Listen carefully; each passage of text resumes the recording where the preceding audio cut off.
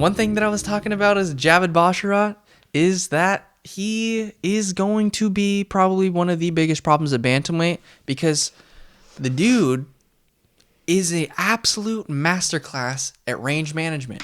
And what do you have to do when you're in the bantamweight division?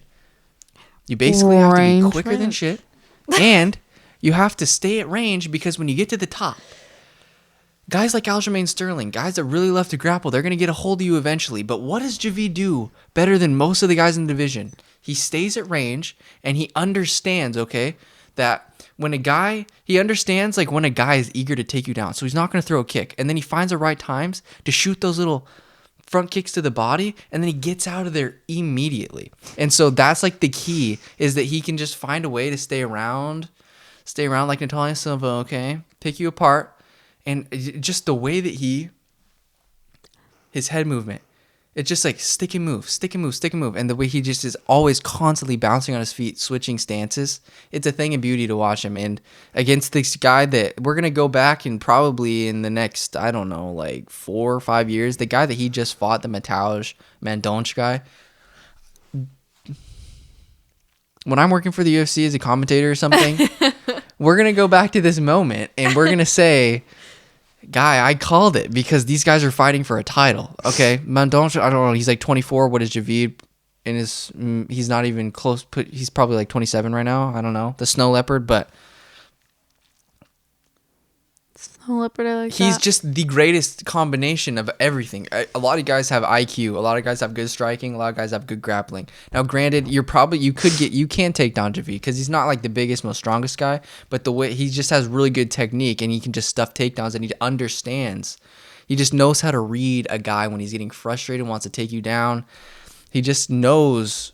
It's just he seemingly is always one step ahead. That's what they were saying in the commentary. Is like the skill difference between Mateusz and Javid isn't that crazy, but it's the knowledge of when things are going to happen and when to do certain things is what separates Javid. It's like a poem. I think. Well, I mean, you're like no, but motivational speaker right there. No, but I'm just insane, dog. Like this was by far. People are probably going to be like, "Oh, who have you beat? Trevin Jones, Tony Gravely, Mateusz Mendonça." Yeah, and. This is the X factor about freaking, because we're gonna get into, because Sean O'Malley said something about like who's the superstar gonna be weak. We don't have any superstars. It's like I'm gonna have to just take the UFC and put him. He doesn't think that there's. He's like, well, who's like the superstar in the UFC right now? Stupid. I think it's gonna be him, and I'm gonna push back to that. But the thing about Javid, what makes him so sick, is that he takes. So we have 2 more segments. Everything personally, yeah. No, he just takes everything personally, and like he'll talk smack during the fight. It's just all subtle, just silent assassin. But you know he has moxie to him, you know. And the way he talks, he's like he's freaking has a British accent. It's not like he's some like foreigner dude. And so it's like James Bond or something out here. I don't know. There's just something special about that guy. He's gonna have a freaking strap. Wait, where is he from? I want to say, is it dude. Iraq? Oh, really? Is it? Where is... Fact check. Or is it Afghanistan? Oh, let's see. I think it's Afghanistan.